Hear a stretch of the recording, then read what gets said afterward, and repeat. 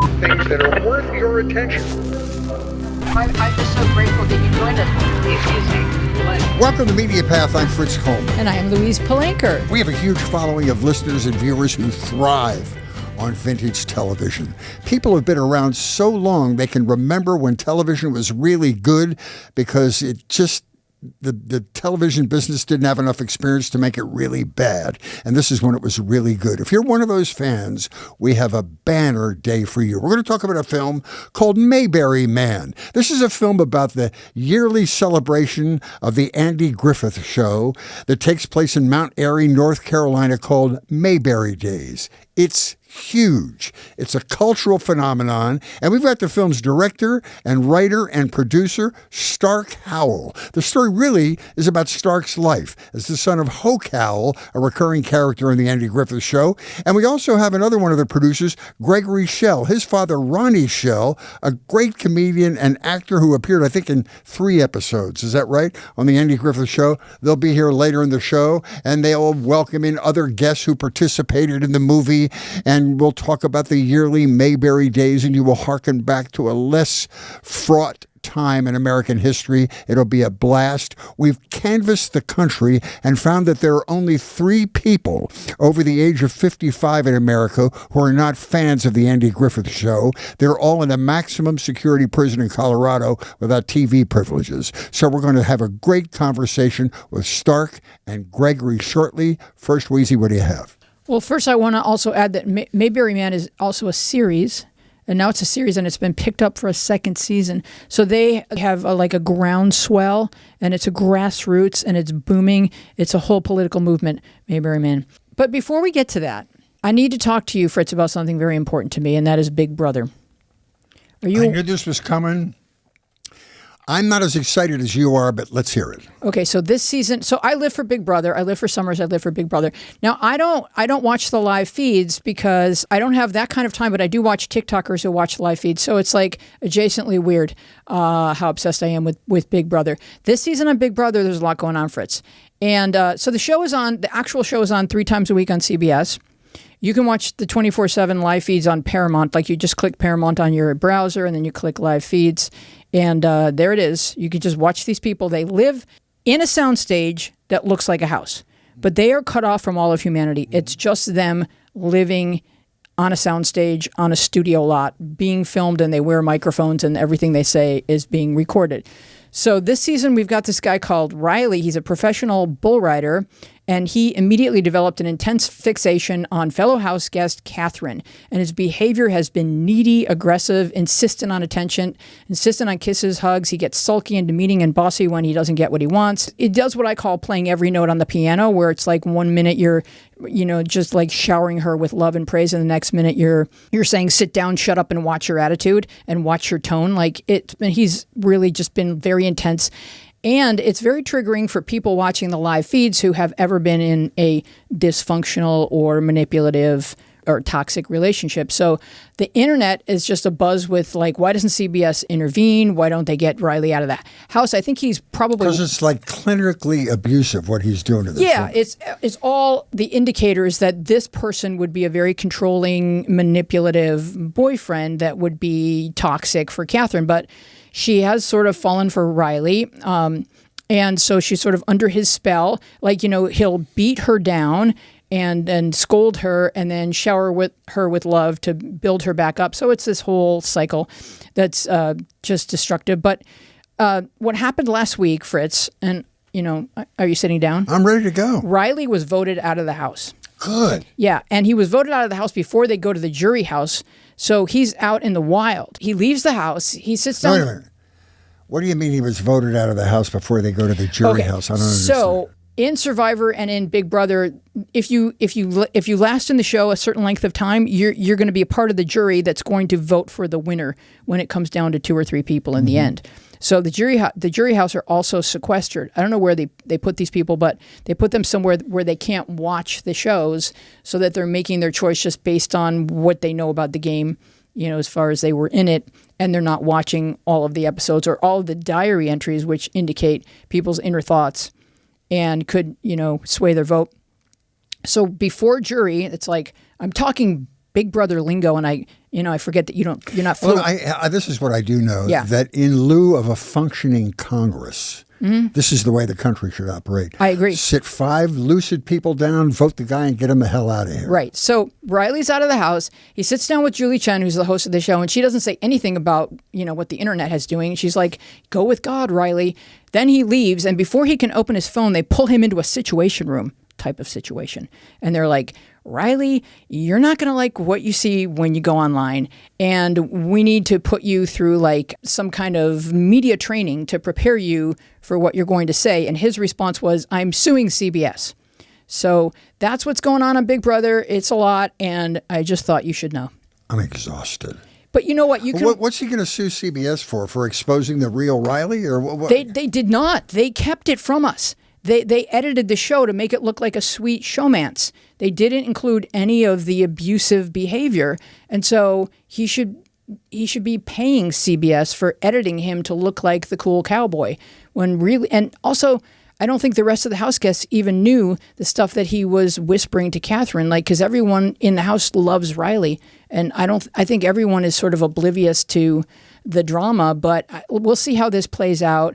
I fear that Riley would be pulled over to the manosphere side of things in real life and you have to tell a woman, what she should and shouldn't think, because he's like the poster boy for that. But I would hope that he would learn from this and that he would come to understand that you can't just insist on what you want within a relationship. It's a relationship. It's mutual. It's not control. Well, I hope when this is all over and they're let out of that, they're paroled from the house, that everybody finds peace in their lives. Well, I think that's very well said. All right. I saw Highest to Lowest, which is the latest Spike Lee joint, as he says.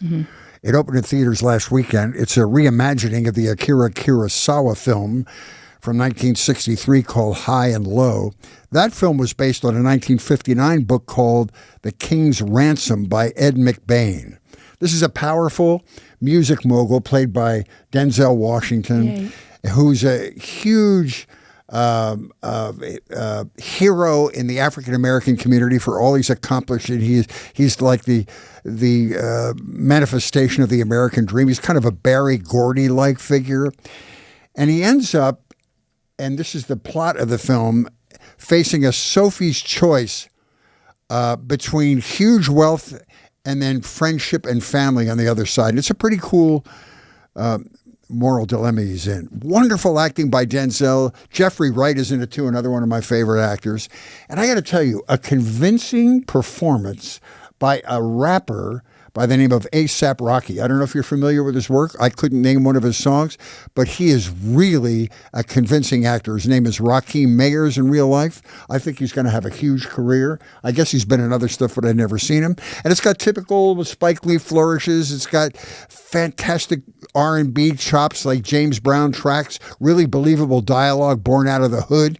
Now, you watch this film, and then also on Amazon Prime, you can see the Kurosawa version, which is really boring, but it's available on Prime. But what's good is the plot it's a fascinating moral dilemma. So, were you convinced to watch it, fellas? Can't wait.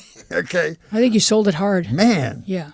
All right, now this is going to be fun. Here we go. Our guest, Stark Howell, writer, director, and producer of Mayberry Man. This is a heartwarming film, it really is, about one of the most heartwarming series in the history of television, The Andy Griffith Show. With him, another of the film's producers, Gregory Schell. His father, Ronnie Schell, is an actor and a comedian who appeared in 3 of the Andy Griffith episodes. Greg's an expert in the lure of the Griffith Show, and they're going to introduce us to some other characters that will appear magically via the technology of Zoom, and we're going to have a conversation with these guys. And I got to tell Greg, and we talked about this ahead of time, that I did a weekend at the Improv in Pechanga with your father. It was the most entertaining 48 hours I ever spent, because even though there's somebody on stage performing, he just wants to enhance it. You're doing fine up there, but he wants to add his flourish. So he might just walk up out of the audience and join you on stage and start talking in the middle of your set, which was very funny because he's an improviser. And then afterward, we would go have a nice seafood meal, and we'd go on the roof and smoke cigars. And I just love your dad. I had a great time with him. Well, thank you. Yeah, he doesn't have an off button, so know. I can see why he would want to come up on stage and join you. That's wonderful. Well, if there's time, we could tell him about the road trip from Indiana to North Carolina with you, right? You were there, Yes. right? You, me, and his dad in the back seat. You guys drove to North We Carolina actually with fi- Ronnie? we actually- yeah. And he narrated the trip the Narrated whole the way. entire trip. Of course he did. Yeah. He's a Priceless. very talented man. Well, I have to And- tell my history with Ronnie because Ronnie and I worked together for many, many, many years at Premier Radio, and Ronnie is a very close friend, and I love him dearly. Thank you, Weezy. Yep. He was on the Rick D show doing characters in the morning, and And at nobody, Premier, too. and nobody funnier. Nobody funnier.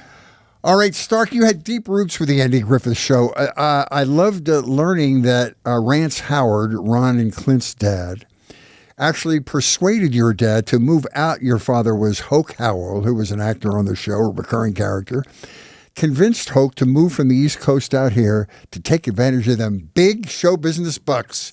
And so that's how your dad got in the business, and you've been friends with the Howards for years. And he became this great character called Dudwash. And he went on, once he was finished his obligation there, did the Wonder Years and the Brady Bunch and Happy Days and a bunch of things. So explain your dad's character on the show. My dad was the mountain man that's coming home from the service, and he's betrothed to Charlene Darling, except Ernest T had a different idea. So the whole episode really is him trying to break up the wedding, and ultimately they get married, except Barney is wearing the wedding dress so that as a decoy. So when Ernest T comes and grabs the bride, he's grabbing Barney, and then they substitute, Charlene in there and have the wedding, and it's all fun. But it's a pretty good episode. I think it's probably on most people's top 10. So he was fortunate enough to be in one that everyone remembers. Oh, and they're like, your dad's Dud Wash? You know the episode. You know all the episodes. Pretty much, yeah. Which is your favorite episode? My favorite is probably Man in a Hurry, when they're sitting on the front porch and Mr. Tucker, I think is his name, he's pacing back and forth and he's just can't relax. And finally, by the end of the episode, he doesn't want to leave. He wanted to get out of town, and Gomer's working on his car, and he just needs something fast because he wants out of there. And that's kind of what Mayberry Man is, Yeah, I was really. going to say it's pretty similar to I mean, plot. Mayberry Man is derivative of a ton of episodes. Yeah. It's just every scene has an influence there. None of it's copied, but it definitely seems familiar. And that's the inspiration for almost every scene. How would they write it? How would they write this episode? Or let me do a take on that particular thing. And then people, they get it. They know exactly where the origins are from. Well, what were your memories of your dad being on the show? Were you born yet? I was born, but he was on in 1963. I was born in 1958, so I was 5. I don't have any recollections, and I wasn't smart enough in my older years to ask him anything about it, because none of this really became a phenomenon until I know he did some Mayberry Days type shows in Ohio where he would go and be the character and meet the people. But even then, I just thought, that's kind of nutty. Why would Well, Greg, anybody give us a care? little history of Mayberry Days. When did that start, and when did that become the grand event that it is today? Yeah, so the way Mayberry Days started was it was a group of Andy Griffith Show fans found out that Andy Griffith grew up in a very small town called Mount Airy, North Carolina. So they decided to get together one year. It literally started as like a dinner meeting. And then it slowly developed from like the early 90s all the way into what it's today. 50,000 people flood into this small town for a whole week, and they celebrate the Andy Griffith Show in every way you can imagine, with like shows and concerts and vintage car parade and a pie eating contest. And it's like you walk down Main Street, Mount Airy during Mayberry Days, and it's like you're inside an Andy Griffith Show episode. It's sort of a Twilight Zone experience because you have all these tribute artists walking by, Floyd and Barney and little Opies running around, and it's wild. If you haven't been to Mayberry Days and you're an Andy Griffith Show fan, it's a must-do. Yeah, and my friend, Bruce Bilson, who started his career as an assistant director on the Andy Griffith Show, was invited to do that. And it was one of those things where it's like fame twice removed. I mean, nobody knew who he was, but he was able to talk about his experiences. And these Andy Griffith fans are so specific in their knowledge about every technical detail of the show. He said he was blown away. People remembered things about the episodes he was involved with that he didn't remember.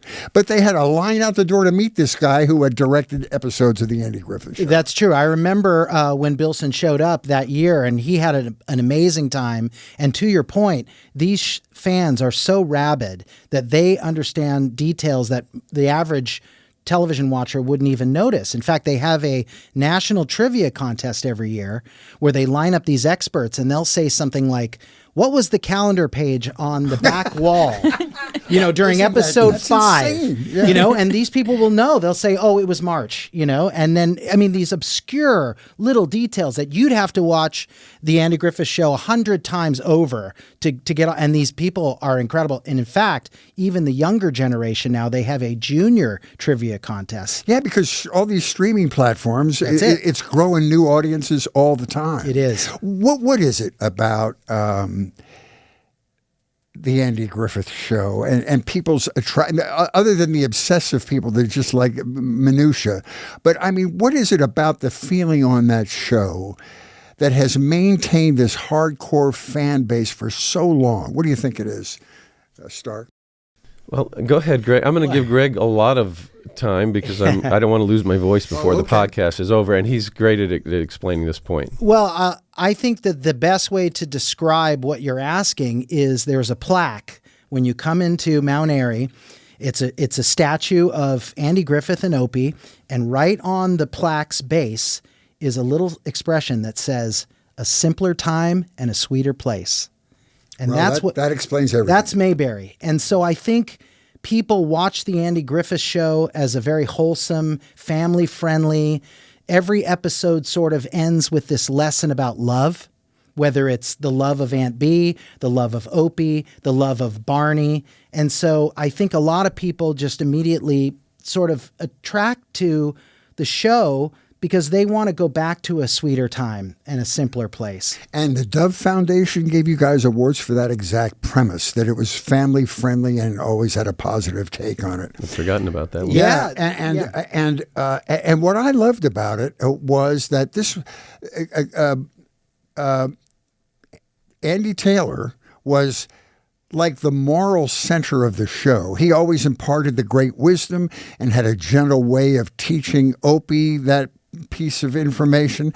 And I thought, wow, it was great. He really was a kind of an heroic dad who was a widower, and it was pretty forward thinking at that time. Yeah, and an interesting thing that my father always talks about is if you watch the very first 3 episodes of the Andy Griffith Show, you'll see Andy Taylor's character as this kind of very hillbilly, Southern drawl, like real kind of animated. But then he figured out by the 4th episode that Barney was the real comic genius. Mm-hmm. So he switched over and became a straight man and let Barney be the sort of wild character. And that was the magic. So going back, if you watch the first 3 episodes, you'll see a very different Andy Griffith. That's interesting. Yeah, and it's just an interesting tidbit. But then from that point on, it became like the magic of the show was the relationship between, it's all the relationships, but definitely between Andy and Barney. And then, of course, Andy and Opie and Aunt Bee, and then Floyd the Barber and Otis and all these other characters that kind of live in that universe. It was just sort of this happy family where everyone really loved each other, but you kind of had all these different characters that represented different members of society. Well, what I saw in it was that Andy is you're watching and you see that here's Andy, and he had a special love for everyone, and it's kind of a lesson in meet people where they are. He didn't expect people to be normal. He accepted all the eccentricities of everybody, and we all have this kind of village around us, and you just have to love them and embrace who they are. That's a good point. Yeah, great point. I have a question about Floyd the Barber. Okay. The Floyd the Barber global chain of barbershops. that are out there now. I have one in the corner of my old house. Right. Floyd the Barber. Are they paying royalties to Floyd the Barber? I do not think so. I don't think so. Oh my God! Well, how were they able to do that? And maybe it passed into now it's a part of the what do they call that when it comes out? Becomes like public know. Yeah, domain. public I don't domain. think That's you can't trademark the name of every character on every TV show. that's how we can Public make a your movie. money. Floyd the about Barber is pretty I would think pretty. Like, Yeah. I could have a shop called Frasier the Shrink, and I don't, I don't know that they're well, going if to. that was on a only successful show. Andy, Opie, and Aunt B are kind of Trademark. things. Oh, That's so interesting. interesting. But we make it a point to, in the movie and the series, to never use the whole name. So it's just Floyd, Just Floyd. or he's just playing a Floyd tribute artist. His actual name is Exactly. Alan in the I want show. you to save your voice. While you're doing that, I want you to take a COVID test while we're talking to Gregory. So, give us the arc of this movie, which is basically Stark's life. Well, this is how it all sort of started. I had gone to the Mayberry Days Festival and was like, wow, this is a real kind of Twilight Zone experience. And I saw some legacy people, meaning like people who had fathers or sisters or brothers or mothers that were on the show, signing autographs for their parents. And I had met Stark, and I thought to myself, you know what? Stark could come to Mayberry Days and sign autographs for his dad, for Hoke. So I sort of, pitched this idea to Stark, hey, you ought to come to Mayberry Days. And of course, he immediately probably thought, that's a crazy idea. Why would I want to go to a festival and sign autographs for my father? Well, he eventually... Well, however, I said, if they send me an airline ticket and a hotel room, I have photos, I guess. You weren't looking forward to it, and I think didn't that know was the what I interesting was even getting dilemma. into. Yeah, He kept telling me, you're not going to believe this. but it was an interesting dilemma. And that is that you had to forward the legacy of your father while you're trying to make your own legacy in life. And it's that whole dad and child thing. But it so resonated with me. But then at the end of the film, without giving anything away, you realize the beauty of what you had experienced, and it became nice. But I thought it was a really interesting moral dilemma for this kid to be in. I'm going to wait. I go and sign autographs for my father, but you didn't understand how freaked out people were that you were in any way connected to Hoke. Correct. When I saw the trunk that represented his father's, all the scripts and all the ideas and everything, it just had a deeper appreciation for Ronnie and why I work with Ronnie, because what Ronnie was doing when I met him was he was calling Rick Dees, a disc jockey here in Los Angeles, and doing funny characters. Ronnie's a comic actor, and the fact that he was calling a disc jockey and playing the part of the disc jockey's agent, who was a big-time Hollywood agent who didn't do anything for you, and playing the part of his agent's secretary, that meant that Ronnie Schell, throughout his life, was What was his name? Ronnie Shelley? Or what was Bernie his Shelley. Bernie Shelley. Bernie Shelley. Bernie Schell. Was constantly carving out another way to make a living, another way to apply his trade and his craft. Because what a specific thing to do. And if you ever heard the disc jockey in your town getting a call or calling his talent agent, Bernie Shelley, that's Ronnie Schell. Ronnie Schell, We syndicated that character, and that character was heard all over the country. Hey, sweetheart, listen, can I get back to you? I've got a much bigger name on the other line. Hold on just a minute. Seal, tell the Franco family I'll get back to them shortly. Hey, Boobala, how you doing? Listen, can I say something very sincerely? Yeah. I've been listening to your little local radio show every day this week via the satellite, and I love you more than my folks, and I've always said that to be a success in this wonderful BTSB, big-time showbiz, one must always have humility, my friend, humility, whether he be a performer like yourself, a writer, a director, an agent like me. Humility is the key to success in show business, and I must say, after listening to you, your little local radio show this morning, and knowing that I'm your agent, I've never been so humiliated in my life. But your dad was, I felt like I saw your dad in that trunk. Like, you got to support your family, and you don't stop trying to figure that out. was my dad's trunk. I mean, literally, that was all his stuff. And he saved everything. He had contracts from all the different shows. He has the original Andy Griffith contract. So probably 10, 15 years after he passed away, I finally we just stuck it in something. I finally went out there, and it's very autobiographical in a way, because I have my main character going through his dad's trunk, and he says, I spent 3 hours out there. That's kind of what I did. I just went one sheet of paper at a time. I saw rejection letters. I saw scripts that never got produced in the original the original carbon paper, copies. And it was like a vault of sorts. And what it told me about my dad is that he never gave up. And it's really true. I put that in the series because there's a lot of rejection in that trunk. But he worked till the day he died. The day before he died, he was working. And he just loved acting. And you could tell in that trunk that he loved acting. I mean, it had his cabbie's license from New York. It had his Broadway show league, softball jersey. He just kept stuff. It's awesome. You had to be convinced to go down there because you didn't understand the power of this Mayberry Days. And then after a while, you understood the beauty of what you were involved in. It's a great story. It's a great story about what you're talking about, which is sticking to it and never giving up in show business. And it's a very touching film that we're talking about. So what happens next? You go to Mayberry Fest, and you guys keep talking about we could turn this into a film. Well, I had such a weird experience over the week. I thought, there's a story here because this is a whole world that most people probably don't even know exist. And I said, if I could come up with a story. So for the second half of the week, I'm trying to figure out what's the angle.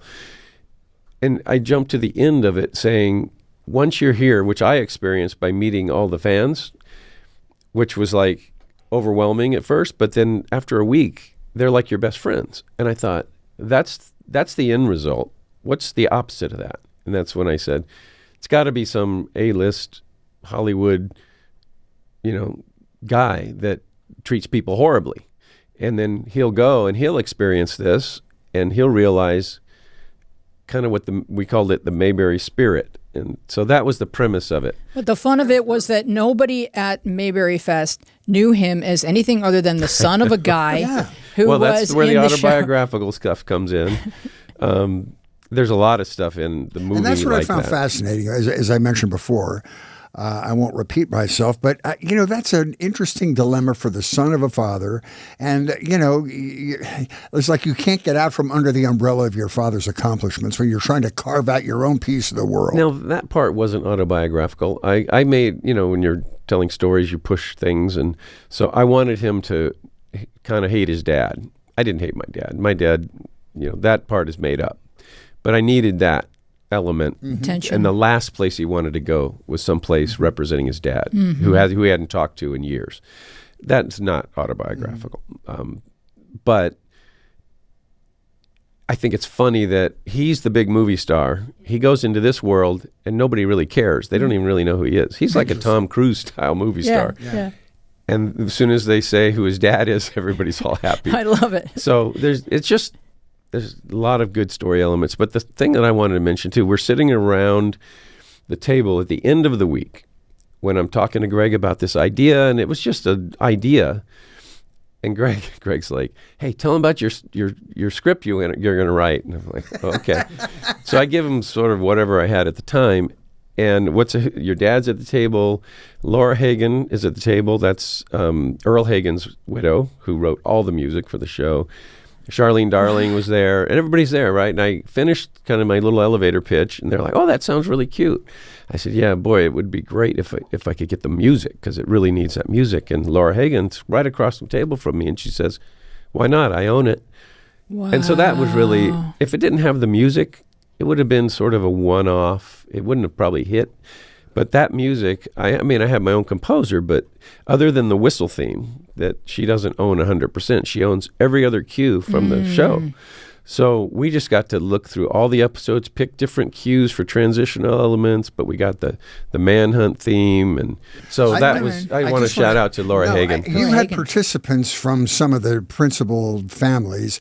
You had Karen Knotts, who's been on this show. You had Dixie Griffith. And so that sort of gave it the imprimatur of being something that people involved supported. Why they trusted me, I have no idea. Because I could have written a horrible... That's it. That's the only reason. I mean, I guess they felt it was in good hands, like I wasn't going to butcher it. But they had no idea if I had any talent to do that. So they trusted me, and I think it worked out well. So we're going to need you guys to introduce our Gotta guests. All introduce right. our guests. Are they here? And make it good. You can introduce. Oh, my there he God. is. Look at that. There's our first guest. So let me introduce here. our first guest. This is Alan Newsom, who, if you haven't recognized him already, he is our Floyd the Barber. Does an amazing job in this film. And I am not quite sure what he did before Floyd. He was some kind of rocket scientist, I believe. I'm not kidding. I'm not kidding about I can that. tell by the arrangement in his office that he did I learned to something. cut hair on cats. There it is. So everyone, this is Alan Newsom. He is fabulous. Oh, and, there he is. All Go right. ahead. And this is Chris Bowman. He's our Hey, Chris. Gomer. Gomer. We did auditions in Indiana. Alan didn't have to audition because he does the Mayberry Days. Actually, I went up to Alan that week and I said, if I write a screenplay, I need you to be the anchor of the Mayberry person. Can you do that? And he's like, I guess. So he can tell you that story. But we did auditions for Gomer, and he just nailed it. He kills it. When you do a good audition, it's hard to say this isn't the guy. Right. And he brought much more than even the audition. I was very pleasantly surprised with Gomer. Well, I would want to hear from each of you starting out. Well, like, how did you fall in love with Andy Griffith, with that universe, and with the character that you're portraying? Well, for me, it all started back in college. I'm an electrical engineer. That's what I actually am. You can tell by the way I dress. But I was in college. It was very stressful going through engineering school. And the Andy Griffith Show came on every evening at 10:05. And we would stop studying and get some popcorn, sit down and watch it. And that's how I got involved with the Andy Griffith Show Rerun Watchers Club, which is an organization. club. Thousands of members. Where were you at the time? Were you in the South? I was at Auburn. Because this probably resonated with you even more than it did the Yankee viewers. I mean, seriously, because there's Southern culture in that thing as well. Well, I grew up in Alabama, and I grew up in a small town of about 3,000 people, maybe, and everybody knew everybody. You couldn't drive fast by anybody's house because they'd call your parents. It was that kind of place. So I got hooked on the Andy Griffith Show because a lot of the people on the show remind me so much of people I grew up knowing, the church ladies or Aunt B's friends. I knew people like that. I knew some Ernest T. type people as well. And Rafe Hollister, the farmers, and I knew a lot of people like that. So it was very realistic to what I grew up with. Of course, Mayberry is a little idealized, but it was very realistic, and the people seemed so real. That's what made it funny to watch. Absolutely. And when did you realize you had the gift of mimicry? And you really did a good job reflecting this guy in the film. Well, thank you. I've been doing Floyd since 1994 is when I started. A guy named David Browning was Barney, and he had took me to the side one day and said, "Hey, you ought to dress up like Floyd. You might be able to do that." I don't know about this. So I finally ended up doing it at Mayberry Days in 1994 in Mount Airy. That's Andy Griffith's hometown in North Carolina. And I thought I would do it one time. That would be it. And then people started calling me and asking me to come to different events and be Floyd at their event, and I've been doing it ever since. Wow. It's been a blessing. You got the voice, you got the physical, even the subtle physical things, and when you go to Mayberry Days, I haven't been there, but I know people. There it is, right there. I mean, he's not the only one down there. You've got like 100 of each person down there. How about Chris? Oh, yeah, there's usually more than one Barney. There's really ever one Floyd. Oh. It's only been me. Okay. But I just don't think anybody else. I don't know how that's worked out. But we've had Below their place. Well, I've got those scissors, and they're afraid of me. That's right. You worked on cats. That's right. So, but we have Gomers and Ernest T's, and we have different people running around. And the 4 Mayberry Days, the town becomes Mayberry for the weekend. And that's really what we captured or tried to, that feeling in the film. Oh, you did it. How many years have you done that character down there for Mayberry Days? 30, this will be 32, I think. Holy cow, that's Whoa. great. 32. Okay, how about Chris? All right, Chris. Well, I already forgot the question. How did you fall in love with Mayberry and the Andy Griffith Show, and how did you become Gomer? Well, that's funny. That story. The long story short is that I too was in college at the Indiana University, and we watched. We Beverly Hillbillies, Green Acres, Andy Griffith Show. That's what you watched, and that was mandatory fun time. Mm-hmm. And that's when you don't study; you just watch those. But I was always in love, and when I turned 30. My family took me to the Mayberry Cafe because everybody always compared me to Barney all my life because I'm skinny and I talk fast and I act the same and what have you. And they bought me a Barney Fife complete uniform. I mean, to a T, perfect replica. And then I was just started becoming an actor at that point in time, and I was doing improv at Comedy Sports, which you had out there in LA. I did that for like 18 years. Well, I'm an improv guy, like your recent guest, Colin Mockery. Mm-hmm. And I fell in love with improv, but then at the same time, I started thinking, well, I'm going to tell you what, I'm going to start doing some Barney Fife, and I'll just go do it for the Fraternal Order of Police and state police and do old conventions and be Barney. So I did that for a long time. Then all of a sudden, I have an audition come up. I see my agent said, "Hey, there's a film auditioning. You know, it's a Mayberry thing." I go, "I got to get in. That's my entire everything, right?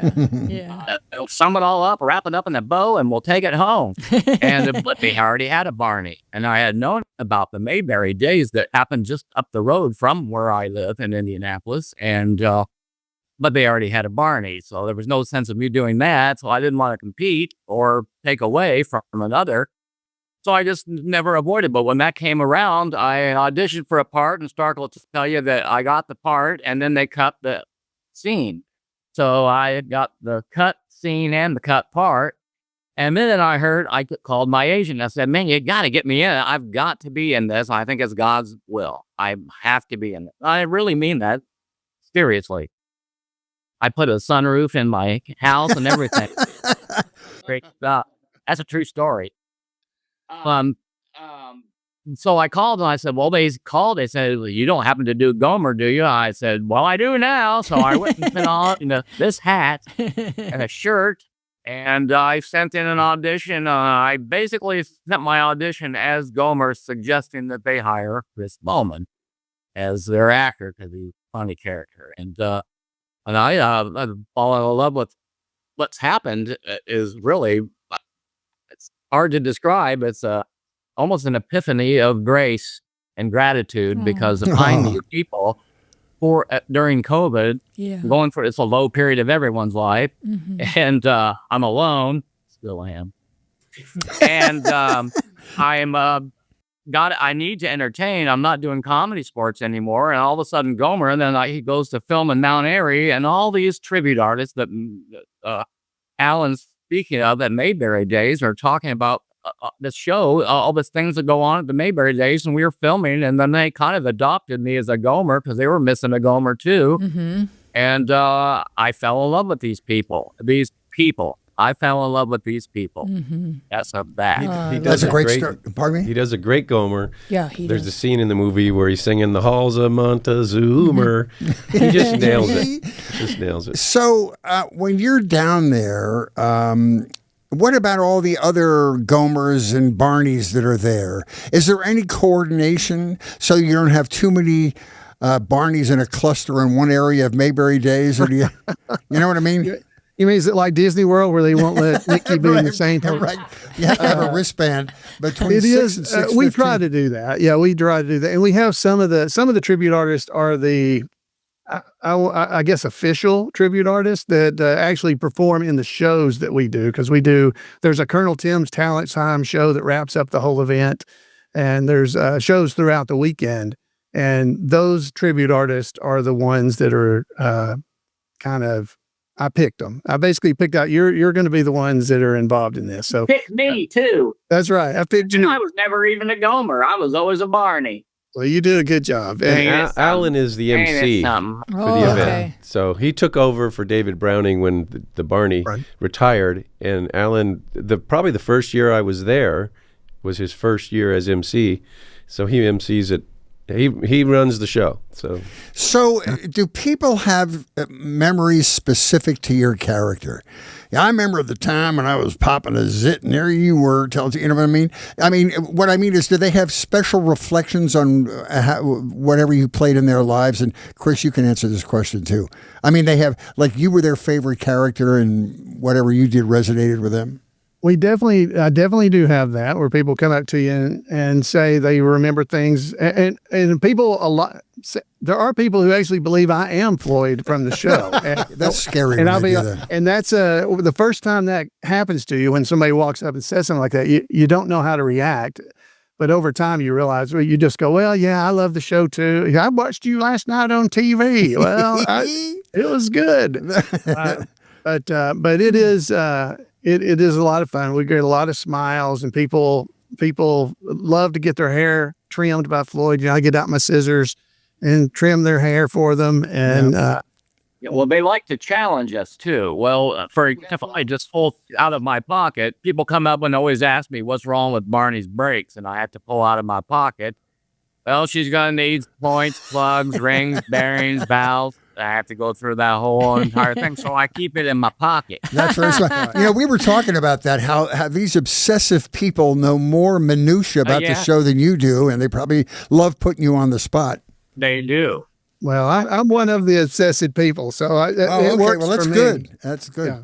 I've been doing a podcast about the Andy Griffith Show since 2008. Oh, my gosh. 850 something episodes. What's the title of it? See that cat you've been shaving for the last 25 years. What's the title of your? That's where those hairless cats came from. Me. That's it. What's the title of your show? It's Two Chairs, No Waiting is the name of it. Oh, that's funny. All right, I have a question for both of you, trivia wise, because I would like the answer to this. What did Ronnie Schell play on the Andy Griffith Show? Who did Ronnie Schell play? Well, he played Bernie the Furrier. Was one of them. Was it Bernie? Is that right? He's a furrier? It might have been Bernie. I don't remember the character's name. He was a furrier, selling furs to Don Knotts. And he was also the director of the commercial that Aunt B was going to shoot there in Andy's house. So he was also that character. He did two characters. And is that where the whole sort of Danny Thomas world knew of Ronnie for the Gomer Pyle show? My dad, boy, that's a good question. That I'm not quite sure, but I know that like those universes are like concentric circles, right? Like the Danny Thomas, which spawned the Andy Griffith Show. A spinoff of the Andy Griffith Show would be Gomer Pyle and Gomer's whole universe. So it's all within the same solar system. Right. And because their managers, Danny Thomas and Sheldon Leonard produced all those shows, correct? Yes. Correct. Yeah. And Richard Link was the manager for Andy and Ronnie and Jim Neighbors. Yeah, Dick Link, yeah. And Bettina Link, who was married to Dick Link, shows up at Mayberry Days almost every year, and she's fantastic. Cool. Yeah. There's a lot of links in the family. How many days do you guys spend when you go down? Are you there for the whole shebang? I'm usually there from Wednesday through Sunday. Same here. I do the same because I have to go get in that golf tournament. They have the Emmett golf tournament every Thursday. And I even came in second one time, didn't I? Well, second from the last, I think. I'm not sure. No. I got a trophy and everything. Wow. Yeah, you got He's the a good Barney's golfer. highest round trophy. I think That's right. Yeah. So That's right. who has anybody had an encounter with at a Mayberry Days that stays with you and that just sort of lifts you when you think of it? Well, I have to say that Stark and I met the I forget his name, but the first African American child to appear on a national network television show was actually an Andy Griffith episode. I didn't know if you knew this. I didn't. This kid wrote to the network and said, I think you need an African American kid in the show. And it touched Andy so much that he put him in the show. And he was a guest a couple of years ago, and Stark and I got to meet this guy. Wow! What an amazing! Oh, I just get goosebumps. I know. It was gave me amazing. Goosebumps. That's wonderful. It was absolutely wonderful, and he couldn't have been nicer. Alan, you probably remember his full name. I can't remember his name. That's why I was fixing to look it up. But what year was that he finally made it? I think it was maybe the first or second season of the Color episodes that he appeared. Does that it was sound in right? the Color, yeah. So but that's a true story. prior to that time, I guess African Americans weren't featured in a network television show. No. But I think Andy Taylor only shows the surface of who Andy Griffith really was. One of my favorite movies of all time is A Face in the Crowd. He's an amazing actor. Amazing actor. I just saw it again, and it's so prophetic about the world we're living in right now. And I never met the guy, but I sure liked him. So a little trivia for you there. The guitar that Andy played in as Rusty as the character in The Face of the Crowd is the same guitar that he took it home with him. He had it all stripped down, and that's the guitar he always played on the Andy Griffith Show. Same guitar. Really? Yes. Oh, that's so interesting. Wow. Well, I think we have our next Zoom guest lined up and waiting for us, so I think we're going to have to wrap it up with you two lovely gentlemen, and thank you so much for sharing. Hold those scissors at one time. Drop by later. You're looking a little shaggy in the back. I can trim that up for you. Good job, Stick them over your headphones. Don't go bringing in any of those Swedish cars that keep getting stuck in neutral either. I don't need to be working on no more cars. Got it. Thanks, guys. Great talking to you. Thank you so much. Bye-bye. Bye now. Bye. See you later. Bye, guys. You can see how much fun it is working with those guys. Oh, my gosh. Oh, yeah. And they're naturals. That's the other thing, too. These tribute artists have been doing these characters for years. They just fall into it. Do they have to pay rights to that? If they make money doing it? No. Thanks for coming along down the media path, and however you have found your way to us, we would love for you to like and subscribe and give us a nice review, because as creators, it is our appointed duty to ask you to do that. You may also want to find us on Instagram and Blue Sky, where we are at Media Path Pod, and on Facebook, where our show page is Media Path Podcast, and our Facebook group is Media Path with Fritz and Wheezy Podcast Community. If you are listening to our show, we are also a video podcast on YouTube at Media Path Podcast. You can write to us at mediapathpodcast@gmail.com. My TikTok is Louise Palanker, where I post behind-the-scenes peeks and clips from the show. And Fritz's TikTok is Fritz Coleman Comedy. He posts stand-up clips and popular dance crazes. Our website is MediaPathPodcast.com. There you can binge episodes and our spicy newsletter. Thank you so much. On with the rest of the show. It's the other Howell. Is this your brother? There's my brother. Hey. How are you, sir? Welcome. Could you give him an introduction? Thank you so much. Glad to be here. Stark, you introduce your brother. This is my younger brother, and he became the producer when I wrote it, and I reached out to him, and he's like, I think you might have something here. And so he came on as producer, and he's sort of the mastermind behind the business side of things. Yeah, I'm fascinated to talk to you about the whole crowdfunding thing. I'm thinking about crowdfunding my entire life. Was it a hard... It's not a bad way to go. Tell me how that worked and how you sort of generated interest. And I'm also fascinated, did the fans contribute to the crowdfunding? Oh, yeah. That's great.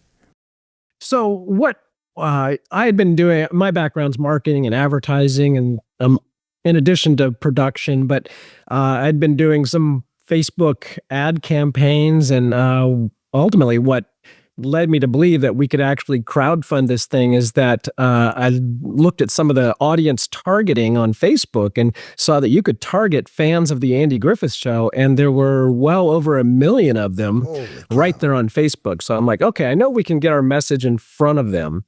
So I think we could give it a shot. And you only need a small number of them to get excited about it. And then, of course, Stark had been to Mayberry Days, and we were going to go back and cultivate those relationships. But it's all about, with crowdfunding, it's all about creating the crowd before you go ask for help. And that's where most people go wrong with crowdfunding. They think that I've got a great idea, I'll put it up on Indiegogo or Kickstarter or Give, Send, Go, or whatever the platform is, Seed and Spark, and they put it up there and then nothing happens. And that's because the real work is done before that ever happens. You have to do it. You have to build a coalition, right? Facebook pages and all that stuff. How do you create the crowd? You create your own Facebook groups and... So exactly. We created a Facebook page, a Facebook group. We started promoting the group. I mean, we actually invested and spent some money to put the group out there and build that up. There are personal relationships as well. As you know, Alan Newsom and some of the other tribute artists, we had known. I'd met them previously. Stark had met them. And so it's all of it. It's the networking, it's the marketing. It's just a lot of things have to kind of line up. And fortunately, it worked out for us. How long did it take you to bring that to fruition? So I want to say it was the summer of 2019, I believe, right, guys? Where we kind of like said, okay, we're going to do this. I think Stark had already written the script at that point. Actually, it was late 2019. It was right before COVID. So what were the perks? Court, you remember any of them? Oh, yeah. So, well, we wanted to bottom line is that anybody that donated, we wanted to make sure they would be able to see, and we're talking the movie originally is what this is about. We want to make sure anybody that donated, they have a chance to see the movie. So we would do an online screening for them. We'd also put their name in the credits under the thank yous. Our credits are very long in the movie, I think over 10 minutes long. And then, but you could be an extra in the movie. Wow. You could get a speaking role. You could get a producer credit, an invitation to a red carpet premiere, which all of that stuff became a little bit of a challenge because we were doing screenings, red carpet screenings in 3 different states by the time all was said and done. So, oh, the screenings were great because they got to see themselves on screen in a movie. And most of these people are from Indiana or North Carolina. And this would have never in a million years happened to them. Not the tainted Hollywood crowd. Exactly. People that appreciated it. And I still think that there had to be some bit of nervousness from everyone at the screenings. Like, what is this going to be? Is this going to be horrible? Is it going to be boring? Is it going to, I don't think they thought I was going to butcher the Andy Griffith Show, but I think there was a collective sigh of relief once they saw it, and everybody liked it. That was a lot of pressure for you, though. I knew it was good. I knew they would like it. I mean, even when you were writing the movie, it had to be in the back of your mind. This is such an iconic property. God, I can't screw this up. And they're trusting me with their money, their time, and their talents. I felt like I owed them the very best I could do, no matter. I mean, Court and I we didn't get a salary. We did it for absolutely nothing. And even so, I needed to come through and make the best product I could. I didn't want to treat it like, it's just some low budget thing. Don't worry about it. Yeah, I don't want to be specific, but did you make your budget? Did you achieve your target, if I could say that? I think we're about there now after several years. Yeah, okay. I have a question. The sets. Were you using the interior sets? Were you using Andy Griffith interiors? Because some of it looks pretty authentic. In the movie, it's all practical locations, but they happen to have a replica jailhouse in Mount Airy. Okay. So that's what we were able to use. We didn't have to build that. Everything else, I think, was practical, wasn't it? The storefront, and plus, when you're shooting outside of Los Angeles, everyone wants to help you. So we didn't pay for any locations. So that's how we got so much production value. Everyone just wanted to help out. The exteriors in?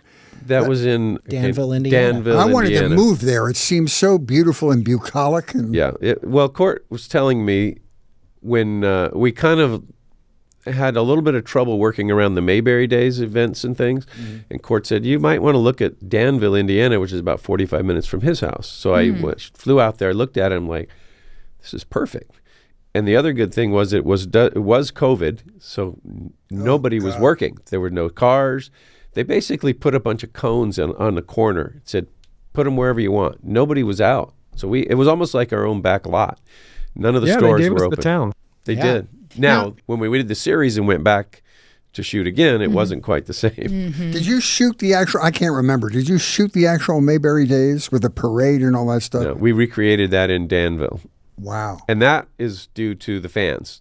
We had, I don't know, over $1 million or $2 million worth of classic cars. They just wanted to be a part of it. And some of them drove 3-4 hours. And we had to organize the parade route, and the fans lined up, and it was quite an undertaking. Hire some drones. No, we didn't have any drones, but that would have been nice. All right, next time. So Stark and Court, I understand you brought with you a show and tell in the form of Ron Howard's first production? Wasn't technically his first. It might have been his third, but I think he was 14 and he had a Super 8. And as he used to explain it on late night talk shows when he would go on, and it would play mostly around when The Missing came out, because that was his first Western. And he leaded into it by saying, no, my dad called me and said, no, I don't think that's your first Western. And so he played so it would make the rounds of the talk shows, and Ron would narrate over it too. But he was 14 and he just he saw the Wild Bunch and he wanted to do something like that. So that's what you're going to see. And what do you play? A cowboy with sunglasses. Court? No, Court was I too wasn't young. around He was for in that. diapers. I was too little. Court was doing. My older Court did brother all the was in it. spreadsheets for the film. Yeah, Court was So, I love your relationship with the Howards. I mean, you grew up together in Burbank, California. You both went to John Burroughs High School, which is rich with talent, which is the offspring of many people in show business. It's an interesting story. You were friends from a very young age and played together. Yeah, we did Little League together. My dad and Ron's dad, Rance, were writing partners, so they were always up in his second story bungalow. Some they sold, some they didn't, but they were just really good friends, and they wrote a lot together. And we would just go over and play in the summertime. And then we did Little League you're a Toluca Lake guy. I was in Toluca Lake Little League in 71. That's a killer Little League. It's very competitive. Well, Clint, we were they always have obsessive parents. Yeah. At Toluca Lake. It was different than Burbank, for sure. Yeah. We played a couple of years in Burbank. Clint went over and played in Toluca Lake, and he's like, Stark, you got to come over here. So in 71, I went over, and it was really a different experience. So we did that a couple of years. I was on the Bob Hope Indians. What was so different about Toluca Lake? Because it was spoiled rich parents yelling at their kids. Well, grass infields. Ooh. Grass there we infields. go. Grass infield. Yeah, I think they were just more involved with their kids I know than the Burbank parents. My parents went to the game, but it wasn't like everything to them. Mm-hmm. And then wasn't their own identity as it is for some of the parents. It was a little more like Bad News Bears over there. I see. That league. prior to that, I was on the Dino's Demons. Dean Martin was a sponsor in Burbank, and we got to go on the Dean Martin show because we went 10-0. We were undefeated, so we all sat. And I have some. Yeah, there's the Bob Hope photo there. Wow, that is fantastic. I'm the one with the glasses on, right in front of that tall gentleman. Oh, I see. And those are the days when coaches wore suits. You don't see that often now. Well, it was photo day. No, he's not a right. coach. I think he was like a councilman or something. A visiting dignitary. But that was in the backyard of Bob Hope's house, so that was kind of Oh, cool. yeah. He had a putting, he had a chipping. Oh, he had an it wasn't just a 9-hole course or something. Yeah, he back had a there. course back there. Par 3 or something. Where'd you go to school, Greg? I went to Birmingham High School. Oh my God! In the Which Valley. is now a what do you call it? A Charter school. A charter school. Yeah. Yeah, that's true. The Jacksons. Oh gosh, we grew up like right around the corner from the Jacksons, so they were on Havenhurst and Encino, and I used to see Michael and Tito and Jermaine. We'd play in the streets. And people they freak out when they find out that I knew the Jacksons growing up, and of course my father. The Jackson 5 appeared on the Jim Neighbors Hour, which was a variety show. So my dad knew Michael, and I mean, don't get me started on the Jacksons, but yeah, that was great. Jim Neighbors played this great Southern goofball, USMC. But he was also a beautiful operatic singer. And I used to work at a nightclub in West L.A. called The Horn, which was at 26th and Wilshire. I know it well. And this guy would roll in there. Jim Neighbors wants to do a couple of songs and rattle the timbers in this building. He had such a powerful, beautiful voice. Yeah, and he was very talented. Yeah, and remember, he used to also sing during the Indy 500 every year, which is the famous race in Indiana. Right. Oh, right. He was the featured, singer. Yeah. And he had Christmas albums that he won a Grammy. I mean, he was incredible. Very talented man. Yeah, way out of character from Gomer. Yeah. Again, you got to remember that in the 60s and well into the 70s, these universes would be in the same solar system. So you'd have, the Gomer Pyle crew with the Andy Griffith crew. And then you'd have all these spin-off shows, and then all of a sudden you'd see like Gomer Pyle would be on Dukes of Hazzard. Oh, yeah. Or you'd see my dad on the Love Boat, or and or on Laugh-In. Yeah, and so what would happen is after the shows were concluded, that just spawned them to become guest stars on other shows. And in fact, Stark and I talked about this on the way over here. We talked about how many shows my father ended up doing after Gomer.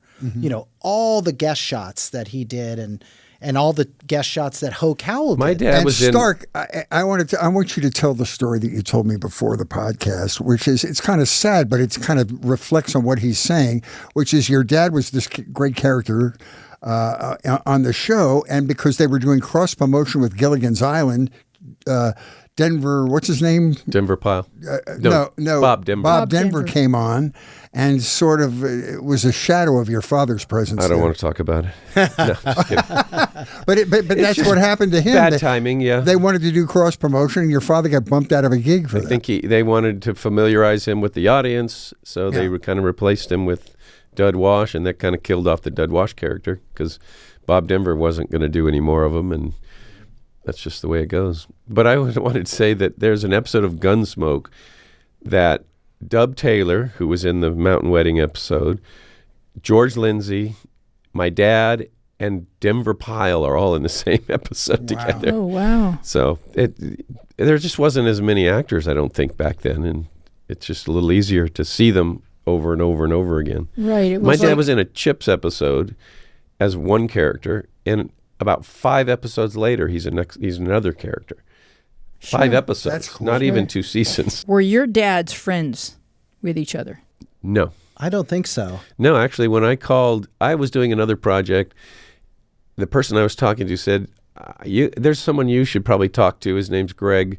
Let me give you his number. I called Greg, and we just kind of started talking, and I said, my dad was an actor, and he said, my dad's an actor, and I went, Schell, wait a second. Your dad's not Ronnie Schell, is it? I mean, there's only one Schell actor, and he was always kind of my favorite character when I was a TV-aholic. So, and Greg surfs and I surf, so we became surfing buddies. And Well, that's how it the started. first time I met the Shell Boys was Rick. Rick used to take these annual trips. Rick Dees, who we all worked for, used to take these annual trips to Hawaii, and he'd make sure that everyone could come.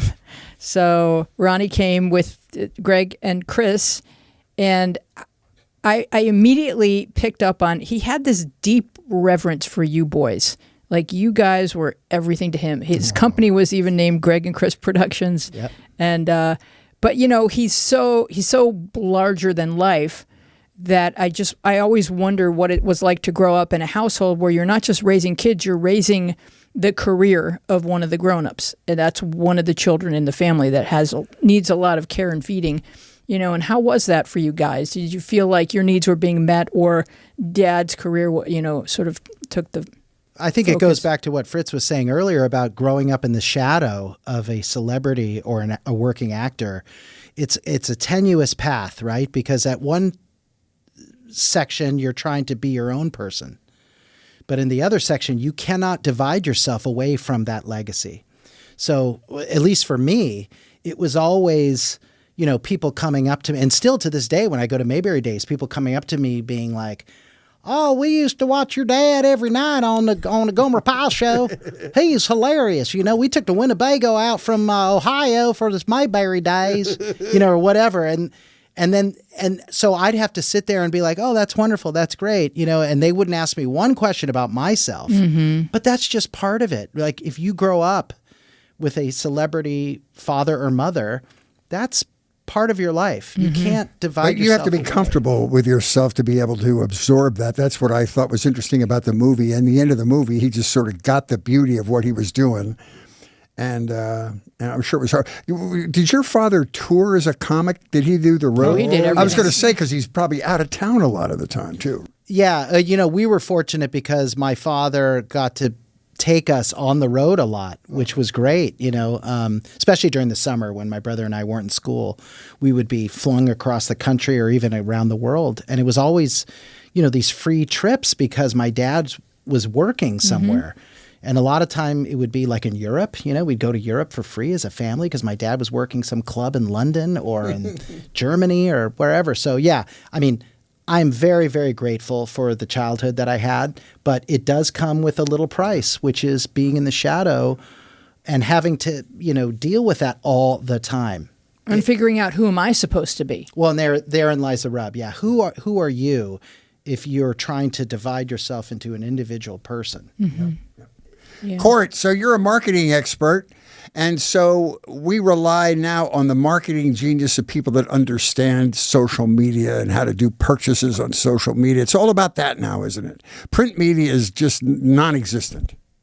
Well, my background for years and years was infomercials, Oh, right. half-hour commercials on television. And then the internet took over. And so that's where it's all gone. And it's all in social media and YouTube and TikTok. And, it's everywhere. It's sort of, it's kind of gone into the woodwork in a way that just pops up everywhere you go on the internet now. And I'll I'll ask you this question because I might not get a chance to talk to another marketing genius in the next couple of podcasts. But, I'll tell you who has not been able to figure out the proper business model with digital advertising is newspapers. You know what I mean? You can pay to get the New York Times online, but your friend can't forward you an article. You know what I mean? It's very restricted. but the paywalls and the sites themselves, I find very consumer unfriendly. Yes. I avoid the news sites, and I can't understand why they're so clunky that way. There's something within the news industry that, and I didn't work in that area, so I don't know why it got that way or what the solution is, but it's definitely different with news sites than anywhere else. I'll say this, and if you're listening within the sound of my voice and you have anything to do with this is just my little advice, hint, or tip. I find that if you're trying to read something and there's something flashing right here, I try to read it. I don't linger. I want that to stop. That's a very interesting And so point. I think people would linger and maybe poke around more if you weren't trying so hard to get my attention, because that personally makes me very peripheral jittery stuff, and that's very jumpy. interesting. It doesn't make me feel like I'm at home and I can dig in and prowl around. It makes me feel like I got to take in my information and get the hell out of, this neon irritation. It's like loud music at a clothing store. You just want to get out. You just want out. That's a good point. That's a good. So, Court, are you in Indiana right now? Where do you live now? I am. Oh, Yeah. cool. And are you still practicing that expertise? Do you have your own? Yeah, I do a little of this, a little of that. Okay. So I feel like Fritz is on the brink of hiring you. I don't know what he's got up. No, Yeah, I'm I'm not. available. Listen, I have two publicists. I have one that does digital media for my comedy shows and one that does print and TV, trying to suck the last remaining fame out of this marketplace that I still have. She gets me on TV, but I'm fascinated by it because this woman describes to me how she's doing ad buys and stuff on social media, and I don't get it. I just write her a check and say, don't tell me. It'll just make my head explode. That's exactly what I tell him. It's like, I don't need to know the details. All right, so you guys have this series, and that will run in perpetuity, correct? His dad is in the series. Oh, Yeah. great. He's in the finale episode. I watched it over the weekend, had my Ronnie, and I'm happy. He's the Grand Marshal of the Christmas Oh, Yep. good. Fest. There is. No better Grand Marshal. So what's going to happen in season 2 of the series? Oh, you've been picked up for a second season? Yeah. Well, we're worth talking about it. Fantastic. I mean, we'd like to do. It all depends on the crowdfunding. I think we for season 1 we did crowdfund, but we also had investors. We'd really just like to keep it simple because I feel like the only way to keep this moving is to keep the budget down. And if we can get enough support from our crowdfunding, I think we can always cherry pick a few investors if we need to supplement. I don't understand, but don't you get any participation from the streamer themselves to help you produce the show? No, not at all. That kills me. So they pick it up when it's all packaged. Talk to Court because he deals with the distributor. Wow, that's yeah, crazy. I mean, those deals are out there somewhere, but we don't have any big name celebrities, so it's really tough to get that. Maybe you could get Fritz. Oh, baby. So there isn't a graph that goes high enough if you put me This on guy that. can you in an wave from a episode. float. He can wave from a float. I'll put him in an episode, sure. Are there, here's a good question. Is there anyone still alive from the Andy Griffith Show? Ron Howard. Ronnie Schell, No, but that's true. Ron Howard, Howard. Oh, man, that was really Clint lame. Howard, Leon. Yeah, Lots Clint of Howard. Howard. Yeah. But I mean, people that you might Yeah. incorporate Jackie into this. Joseph is still I know, alive. she's my love friend. her. I love her. Eleanor Donahue. She is the loveliest person. on the Eleanor planet. Donahue. Eleanor Donahue. Wow. Also, Johnny Paul. What's And his probably name? a lot Keith of Opie, Thibodeau. Opie's Thibodeau. friends, Keith Thibodeau. And the other kid, Dennis Rush. Dennis Rush. They're alive. All of They're Opie's still alive, friends. yeah. And if you were to incorporate them into the series now, would people recognize them? Oh, They're God, in. yeah. Some of them are Some in. of them are in. Fantastic. Yeah. Some of them are just scheduling. It didn't work out with their schedules, but they would have done it had they been available. So you'll do the other.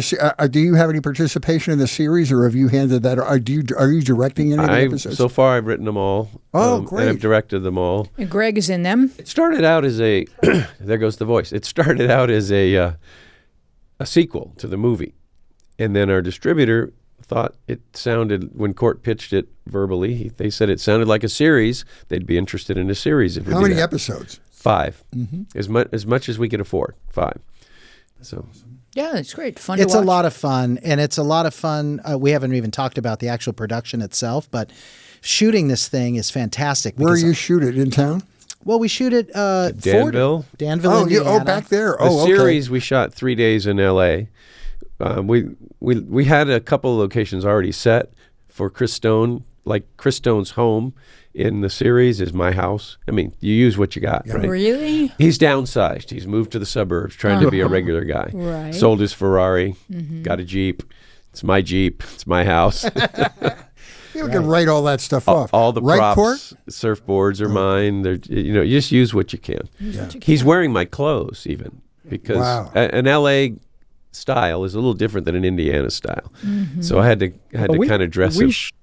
We shot a lot. I think you said 3 days. We shot 5 days. at least almost 10 days, I think. Oh, that's the producer, and You know, I just we got I You show were up in napping in the direct. back room. I just show up. things in got direct. more complicated in little town of Danville. They had a murder trial going on when we were shooting, and we got run out of town.